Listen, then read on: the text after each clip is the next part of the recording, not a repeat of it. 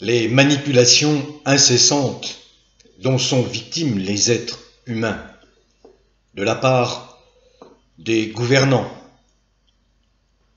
qui se sont arrogés un pouvoir de diriger les peuples. Et ça ne date pas d'hier, cela remonte à des millénaires.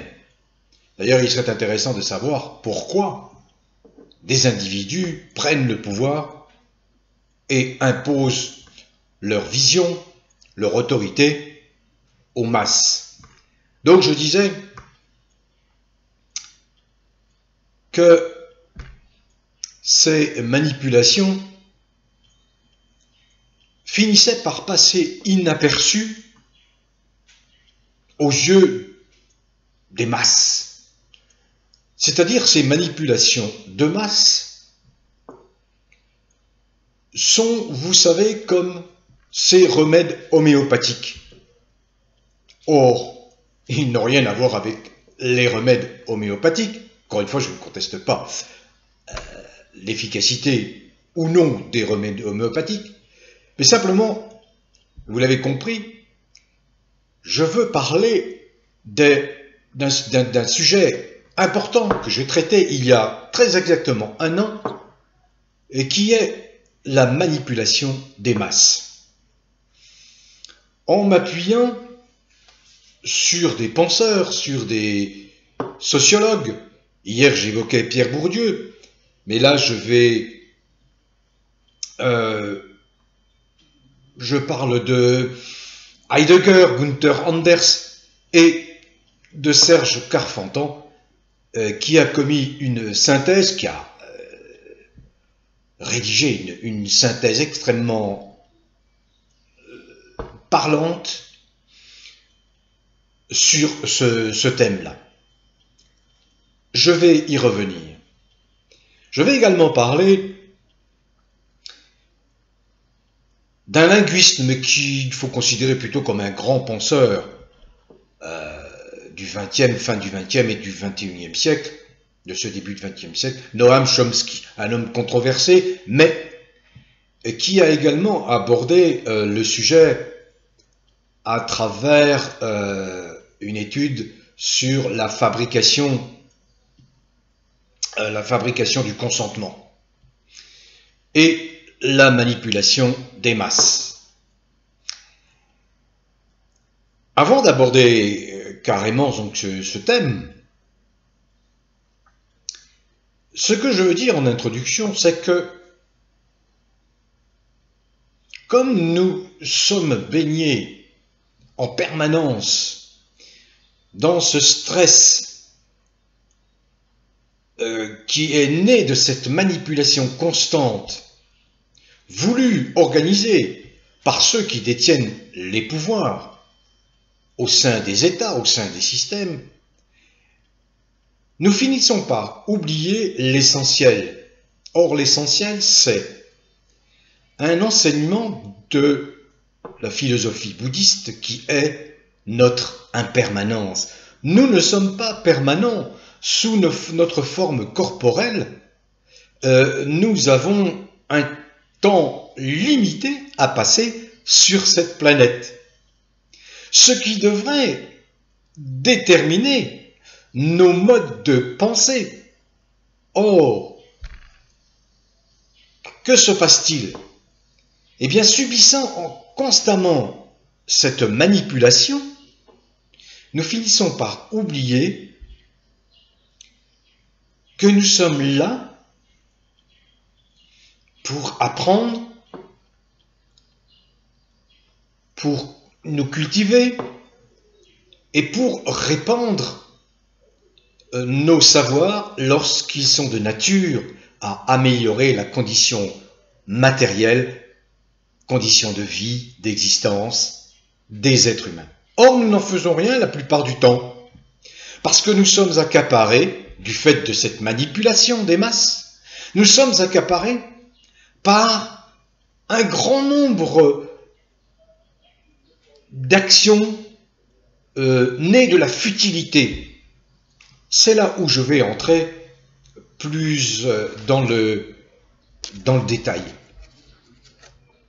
Je voudrais revenir aussi un instant sur mon propos d'hier. J'ai pris l'image de l'ordinateur que nous n'utilisions qu'à 5% de ses capacités. Il faut aussi comprendre comment nous fonctionnons. Encore une fois, je suis ici pour simplifier des notions qui sont soi-disant apparemment complexes, mais en réalité sont d'une simplicité effarante. Qui êtes-vous? Qui êtes-vous? Eh bien, comparez-vous à l'association vous-même et votre ordinateur. Par rapport à votre ordinateur, vous êtes son esprit. Et l'ordinateur n'est que le corps, ce n'est pas dégradant de dire ça, mais lui, sa fonction, c'est de fonctionner en fonction des indications de l'esprit. C'est la même chose pour une voiture. Une voiture n'a pas d'âme en tant que telle, elle n'a pas d'esprit.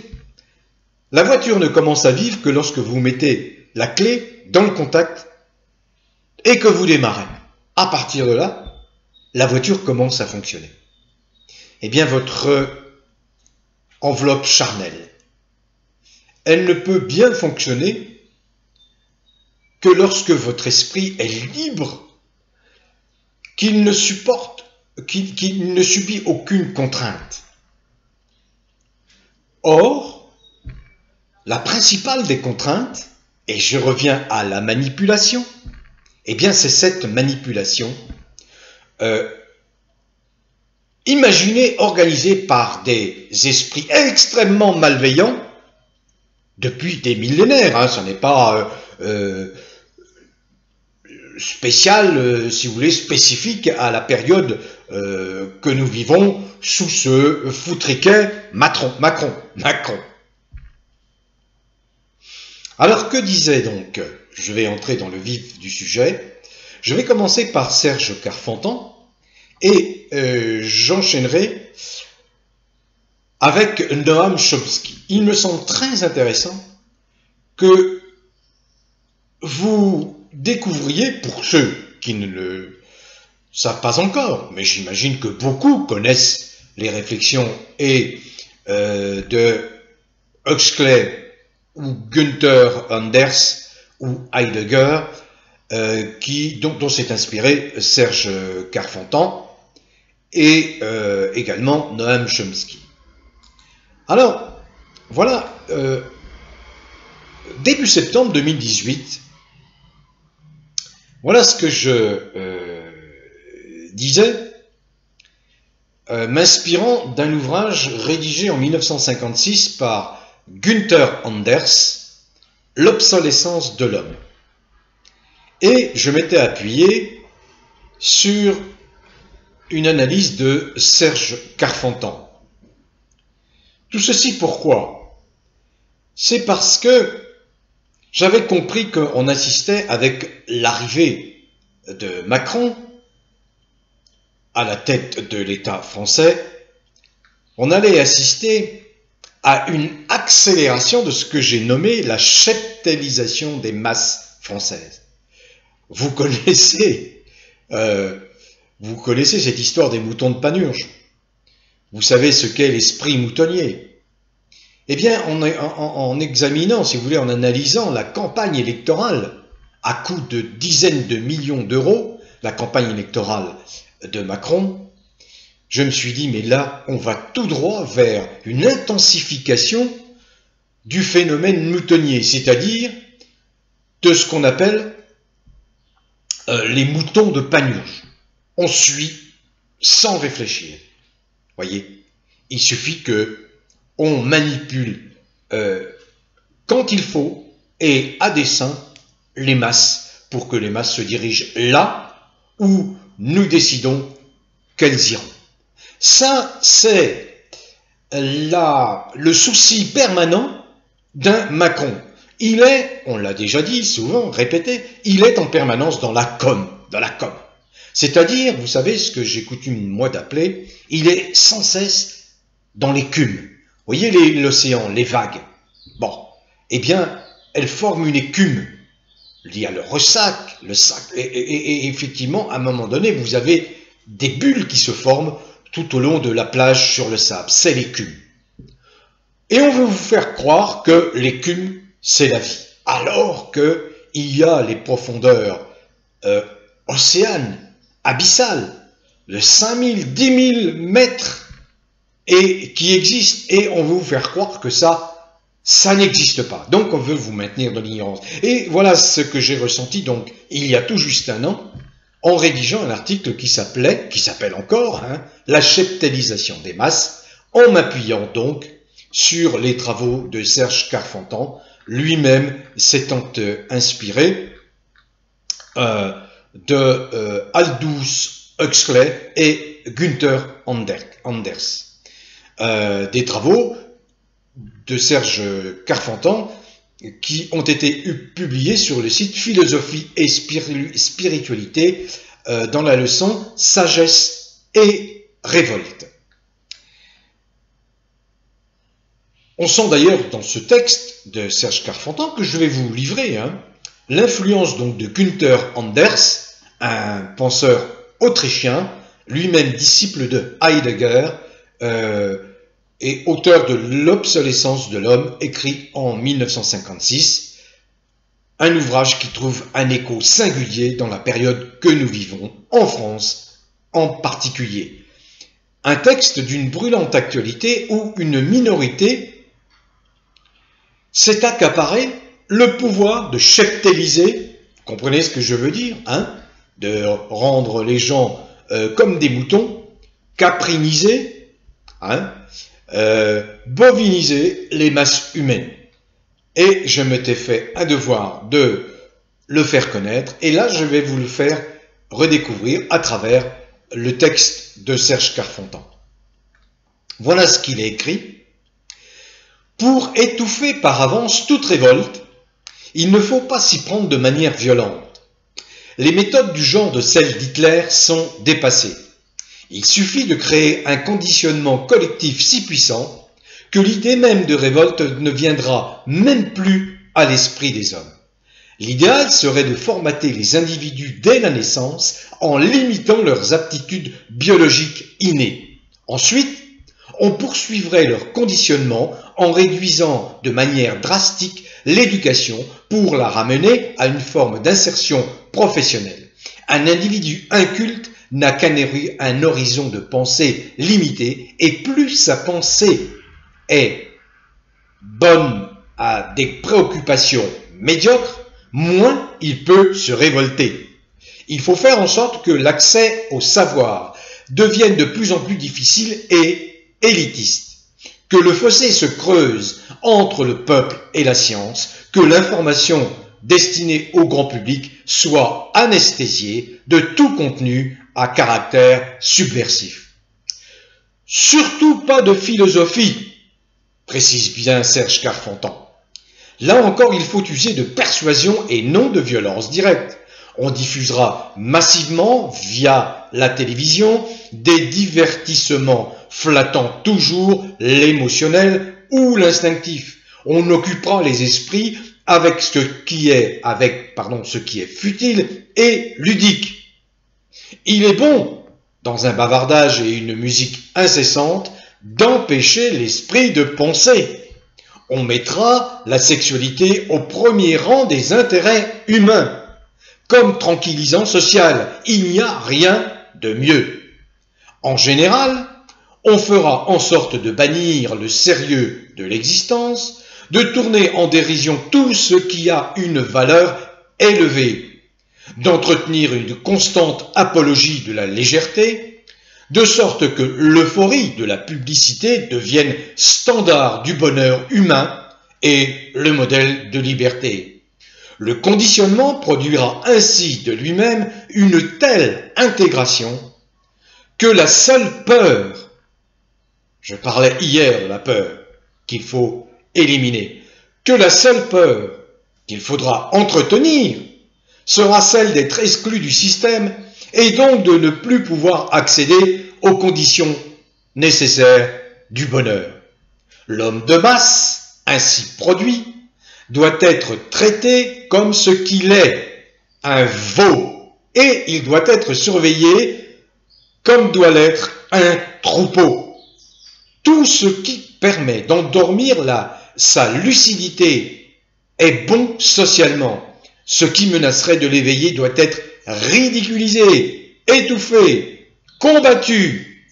Toute doctrine mettant en cause le système doit d'abord être désignée comme subversive et terroriste à ceux qui la soutiennent.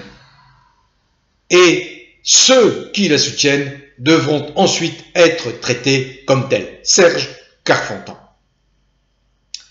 On est en plein dedans, c'est ce que je viens de vous expliquer, avec ce régime Macron. Or, il n'est pas le seul, il est dans la continuité de cette volonté de manipulation des masses.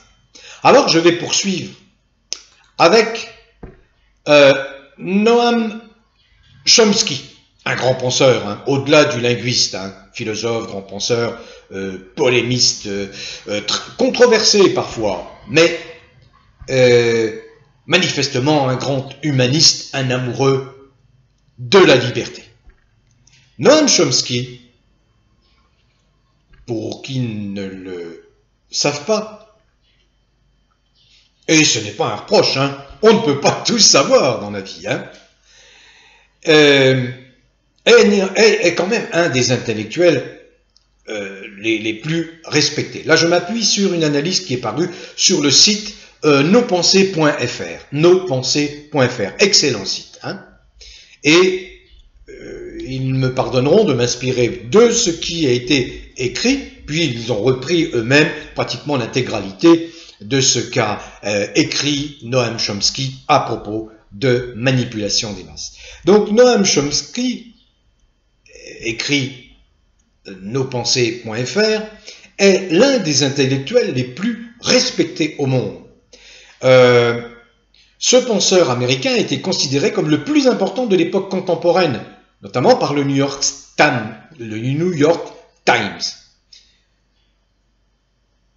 Et j'en viens à mon sujet d'aujourd'hui. L'une de ses principales contributions est d'avoir proposé et analysé les stratégies de manipulation de masse qui existent aujourd'hui dans le monde. Et c'est là que c'est très intéressant. Et là, je vais citer in extenso ce que a expliqué Noam Chomsky. Noam Chomsky a donc élaboré un texte qu'on appelle didactique, dans lequel il a synthétisé les stratégies de manipulation de masse. Alors vous allez voir que c'est extrêmement parlant, notamment dans la période que nous traversons avec ce fou psychopathe, pervers, narcissique, Macron. Il a résumé en 10 points ce qu'est la manipulation de masse. Alors je vais vous lire ceci. Donc selon la première manipulation, c'est la distraction. Que voulait-il dire, Noam Chomsky? Eh bien, il s'agit essentiellement de diriger l'attention du public vers des sujets non pertinents ou banals. De cette façon, il garde l'esprit des individus occupés. Il submerge la population d'informations afin de distraire les personnes. Suivez mon regard, la télécon qui abrutit les masses depuis 50 ans, la télécon à la poubelle. Je reviens à Chomsky. Il est par exemple donné une haute importance aux événements sportifs. Ben voyons. Il en va de même pour les spectacles, les curiosités, etc. Cela a pour conséquence que les personnes perdent de vue leurs problèmes.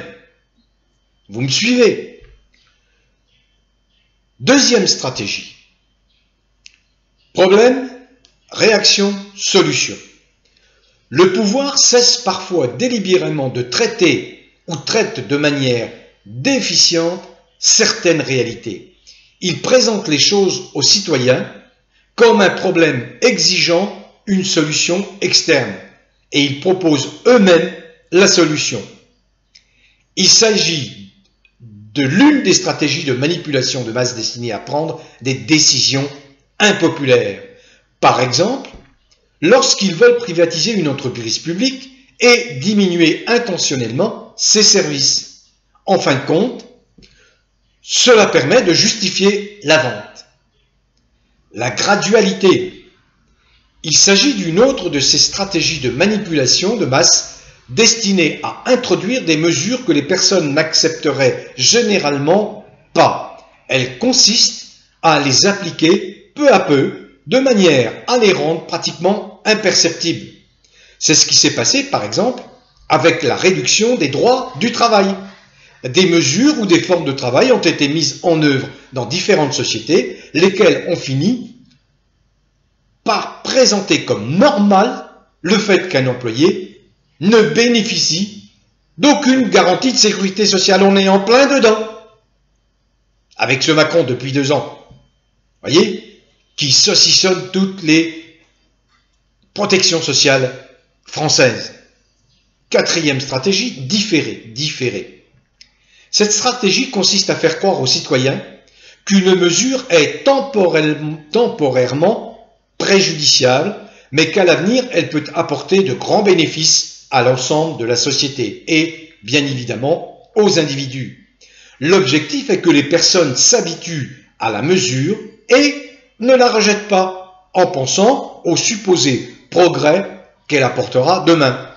Lorsque se présente le moment de faire passer la mesure, eh bien, l'effet de la normalisation a déjà fonctionné et les personnes ne protestent pas alors même que les avantages promis n'arrivent pas. L'exemple même, c'est la retraite.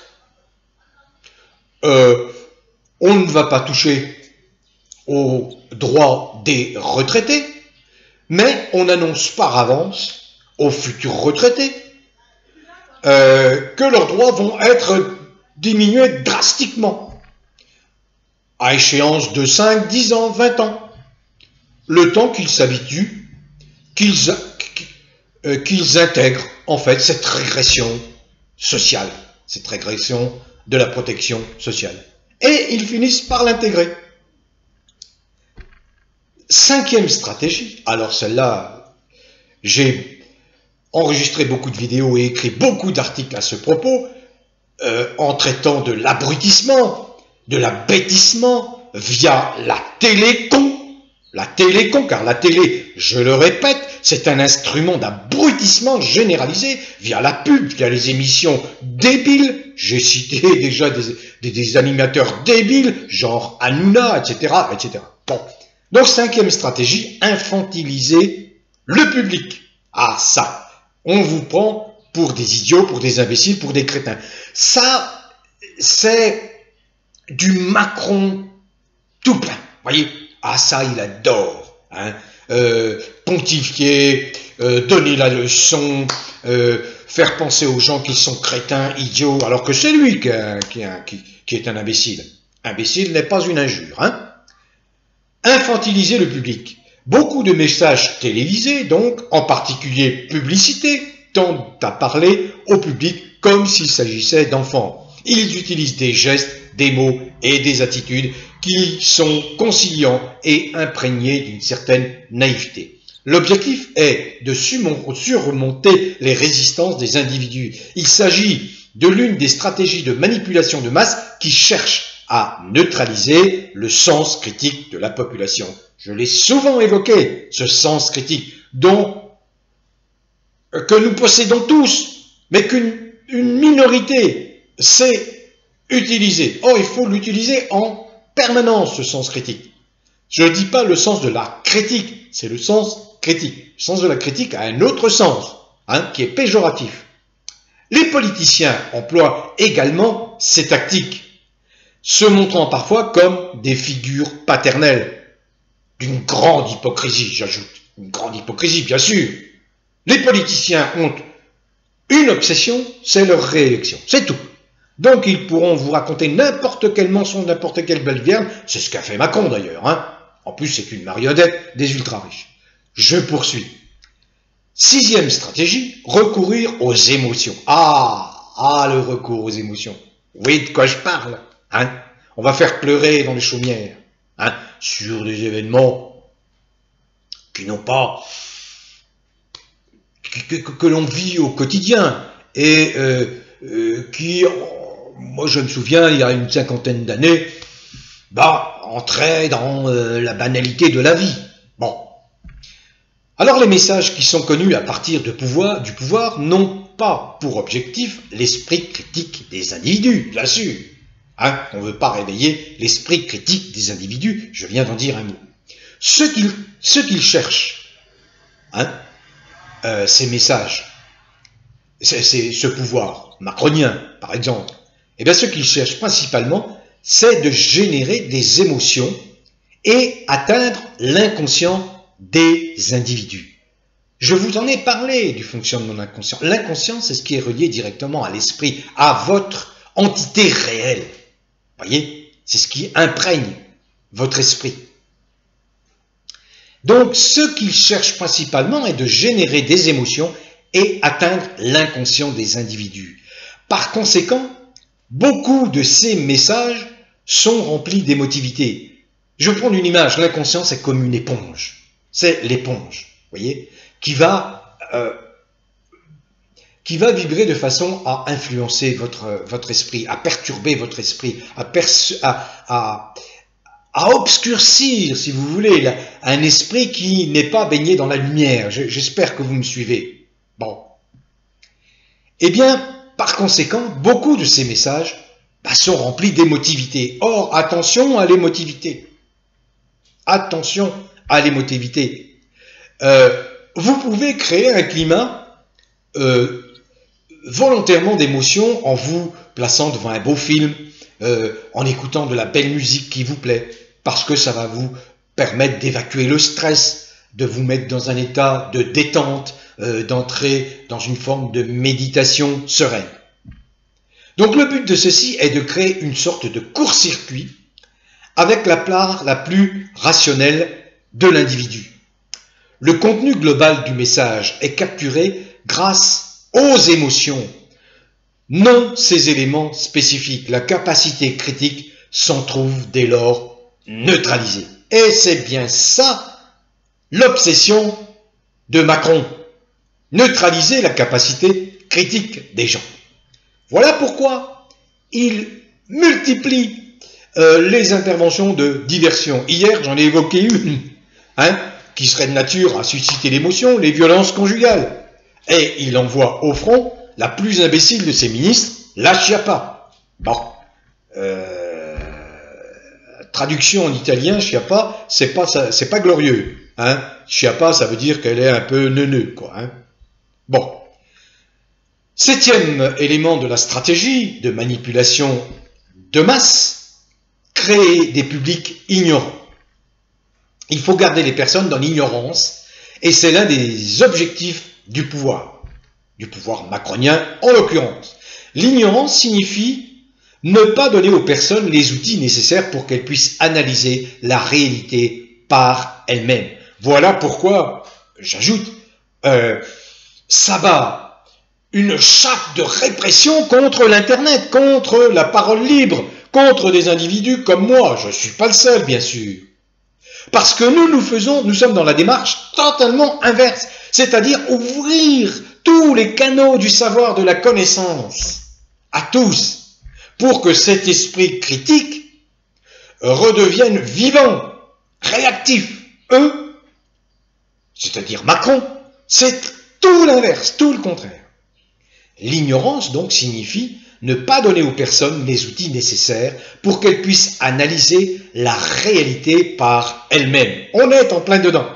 Leur présenter des données anecdotiques, mais ne pas leur laisser connaître les structures internes des faits. Alors ça, c'est le travail des merdias, le travail des éditocrates. Vous savez, les vieux cons, les trous du cul, surpayés, les vieilles peaux, les jeunes pétasses, vous savez, qui encombrent les plateaux des médias, qui n'ont plus rien à voir avec le métier de journaliste, le métier d'informer, mais absolument rien. Ce sont, je le rabats, je le répète, ce sont les mêmes profils psychologiques, les mêmes individus qui travaillaient sous le ministre de la propagande d'Hitler, Joseph Goebbels. Voilà, c'est la même nature.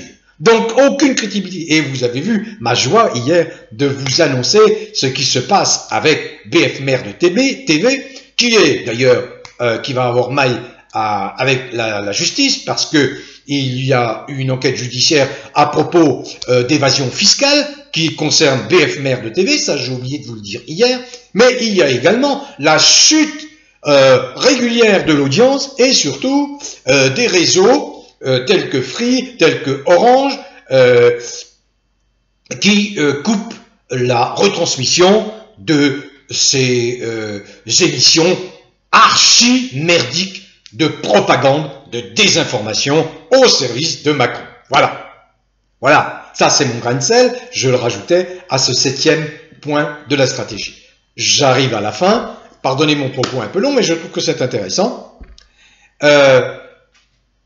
Mais avant d'arriver à ce point, je complète, j'ai oublié ça. Il faut maintenir dans l'ignorance, maintenir dans l'ignorance permet également de ne pas mettre l'accent sur l'éducation, extrêmement important. Extrêmement important. Favoriser un large fossé entre la qualité de l'éducation privée et l'éducation publique, pour que ceux qui auront accès à la meilleure éducation soient ceux qui sont issus des classes aisées. Quant au bas peuple, eh bien, il se contentera d'un système éducatif dévalorisé. Donc il faut endormir la curiosité pour le savoir et accorder peu de valeur aux produits de l'intelligence. Vous voyez, cette intelligence que je mets en avant, et j'affirme que cette intelligence, elle est beaucoup plus répandue chez les gens les plus modestes, les plus humbles, vous les gilets jaunes, vous les vrais Français, que chez les pseudo-élites. Bon, je n'ai pas le temps d'en parler, mais je vois par exemple le rififi à propos de la candidature à la mairie de Paris entre un Cédric Villani, soi-disant mathématicien, etc., de renommée, et Benjamin Griveaux. Vous savez, le déjanté, là, le prétentieux, le suffisant, là. Ça y est, il s'est tripé. Je vous avais expliqué, dans une précédente vidéo, que ça n'allait pas très fort du côté de la République en marche arrière. Bon, voilà. Alors, je ne vais pas encore m'égarer. C'est mon petit défaut. Le 8e point, c'est promouvoir des publics complaisants. Complaisants, vous savez, comme on dit dans les théâtres. Eh bien, on installait dans le parterre d'un théâtre ce qu'on appelle une claque. Des gens qui étaient là, payés, notamment au 19e siècle, au 20e siècle, etc., lorsque la télé n'était pas encore là, lorsqu'il n'y avait pas de radio. Donc on payait une claque. Des gens qui applaudissaient à tout rompre, même si la pièce était d'une médiocrité achevée, consommée. Bon, voilà. Donc, promouvoir des publics complaisants. La plupart des modes et des tendances ne sont pas créées spontanément. Elles sont presque toujours induites et promues à partir d'un centre de pouvoir qui exerce son influence pour créer des vagues massives de goût, d'intérêt ou d'opinion.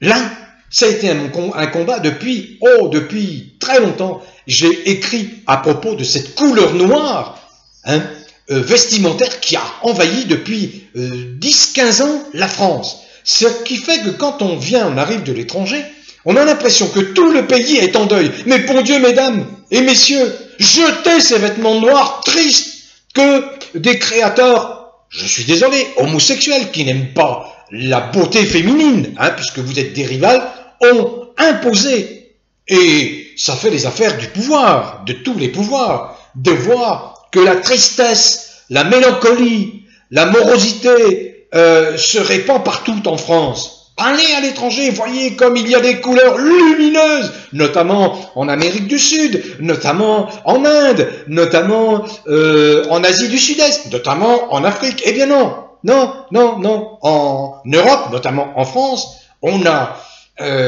fait peser une chape par la couleur, c'est-à-dire par l'absence de lumière, la lumière jaune bénéfique. Voilà donc des modes et des tendances qui contraignent, si vous voulez, qui vous mettent, qui vous plongent dans un état d'esprit de renoncement défaitiste, voyez, de malheur, comme si le malheur était toujours permanent autour de vous. Donc vous allez attirer des ondes extrêmement négatives en permanence, et c'est ce qui se passe. Voilà pourquoi on voit l'émergence d'un Macron aujourd'hui. Vous voyez, ça ne date pas d'hier, il n'y a pas de hasard, je vous l'ai expliqué. Le hasard, ça n'existe pas. Il n'y a que des coïncidences. Coïncidences. Il n'y a pas de hasard. Donc tout ce cheminement a été voulu. Donc voilà, les médias promeuvent généralement certaines modes et tendances, la plupart d'entre elles tournant autour de modes de vie ridicules, superflus ou même stupides.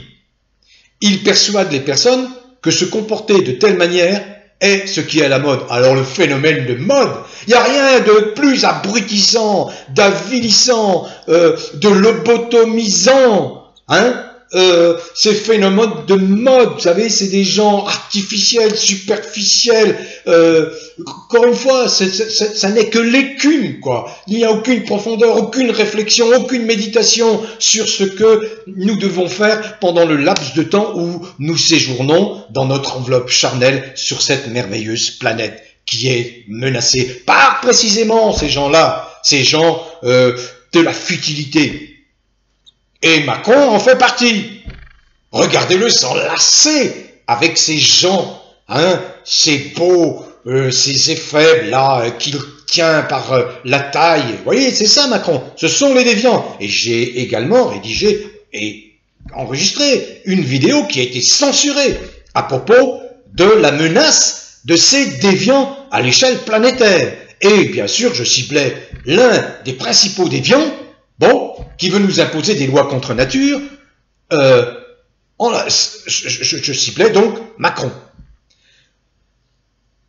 Pardonnez, hein, mon propos, il est un peu long, mais je dois aller jusqu'au bout. Et là, Noam Chomsky, c'est pas n'importe qui, comme Pierre Bourdieu, comme Carpentras, qui a fait de belles synthèses avec des travaux de philosophes qui ont compté, hein, bon. 9e point de la stratégie de manipulation de masse, le renforcement de l'autoculpabilité. Une autre stratégie de manipulation de masse consiste à faire croire aux individus qu'ils sont seuls responsables de leurs problèmes. Mais c'est archi faux. C'est archi faux. Les sociétés humaines n'ont pu survivre que grâce à l'entraide et grâce à l'interaction. C'est ce qu'on appelle la sociabilité. S'il n'y a pas cette sociabilité, il y a autodestruction. Donc, cela signifie quoi? Que vous n'êtes pas les seuls responsables de vos problèmes. Vous êtes responsables en partie seulement, lorsque vous n'avez pas pris conscience de qui vous êtes, de ce que vous voulez, quand vous n'avez pas pris conscience du sens de votre existence sur cette planète, le temps où vous allez y résider. Donc là, on va à l'inverse, vous faire croire que vous êtes coupable, totalement coupable. Non, absolument pas, absolument pas. Toute chose négative qui leur arrive ne dépend que d'eux-mêmes. Non, ça c'est faux. Une partie, oui, ça peut arriver, mais pas tout. Ils sont dès lors amenés à croire que l'environnement est parfait et que si une défaillance se produit, elle est de la responsabilité de l'individu. Eh bien non. Une route mal entretenue avec des ornières, des trous, etc. Sera particulièrement accidentogène. Est-ce la responsabilité de l'automobiliste que l'on n'a pas prévenu que cette route était un champ de mine? S'il a un accident grave? Non. C'est la responsabilité du constructeur de la route, de celui qui a commandité les travaux, c'est-à-dire la plupart du temps un pouvoir, que ce soit un pouvoir local ou un pouvoir national, par exemple l'État. Vous comprenez? Par conséquent, les personnes finissent par essayer de s'intégrer dans leur environnement et par se sentir coupables de ne pas y parvenir complètement. Là, je vous avais donné une citation de Albert Einstein qui expliquait à propos de l'intelligence. Si on dit à un poisson qu'il est fait pour grimper à un arbre, eh bien toute sa vie, il va se croire stupide. Alors en réalité, le Créateur lui a donné des dons. Un don en particulier, c'est d'être comme un poisson dans l'eau, car c'est son milieu idéal. Alors voilà, par conséquent, donc les personnes qu'on culpabilise à tort finissent par essayer de s'intégrer dans leur environnement et par se sentir coupables de ne pas y parvenir complètement. Mais ils n'y sont pour rien. Elles déplacent l'indignation que le système pourrait leur causer vers une culpabilisation permanente d'elles-mêmes.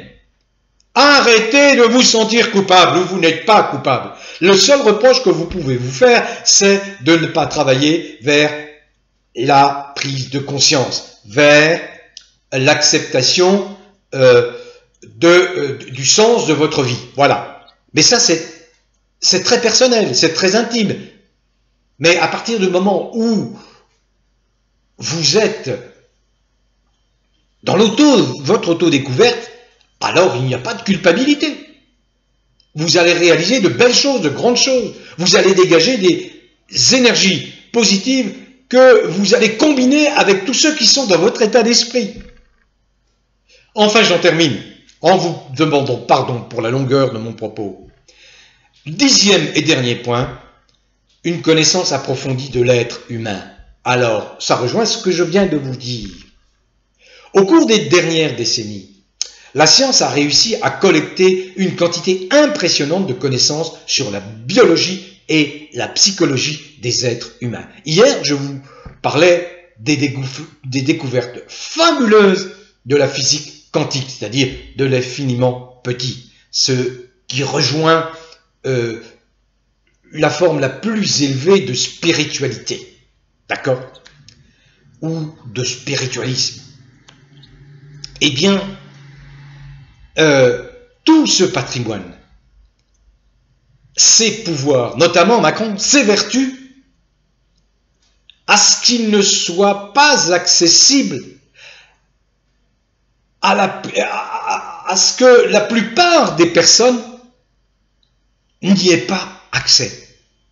Or, vous me connaissez, depuis 1 an, je m'évertue à vous dire que vous êtes intelligent et que vous avez accès à tous ces savoirs, notamment le fonctionnement de l'être humain, la psychologie de l'être humain.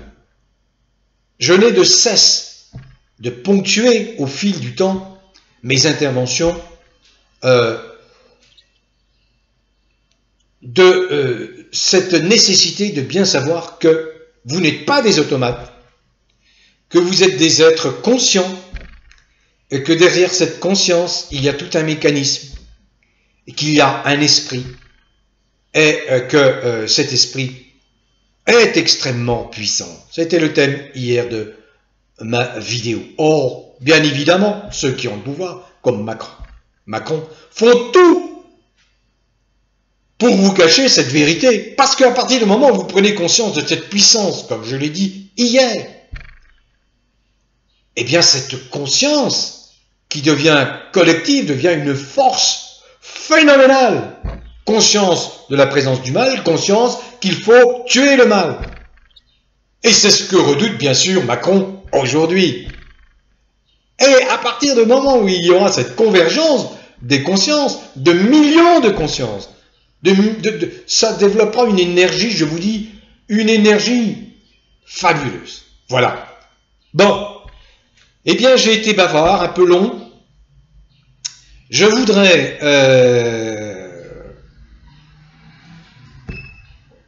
terminer sur un point qui n'a rien à voir, mais je me dois d'en parler. C'est ce qui s'est passé donc à Genève, sur la place des Nations, une manifestation parfaite, réussie. Il y a eu un duplex avec Jean Ziegler, vous savez que cet humaniste pour lequel j'ai une profonde admiration, cet humaniste Jean Ziegler suisse. Hein. Mais il se produit quelque chose qui doit attirer l'attention et sur lequel je veux bien m'arrêter, c'est la situation de Petit-Jean le médic, qui est en grève de la faim sur cette place des Nations.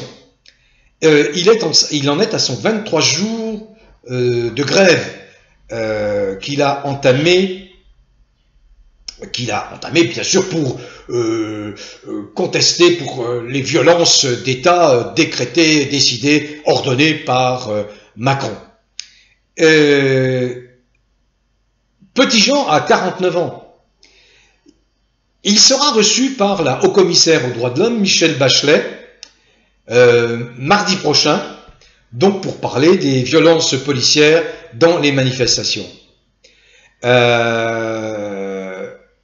Il n'a pas cessé pour autant sa grève de la faim, car il exige d'être reçu par Emmanuel Macron, qui bien entendu ne répond pas.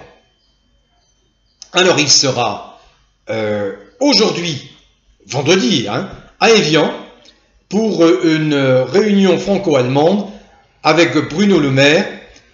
Donc je viens de relayer l'information qui m'a été donnée, qui m'a été communiquée par What a Beautiful World YouTube, qui est une chaîne de YouTube et qui informe d'une manière régulière et précise sur la situation de Pierre-Jean le médic.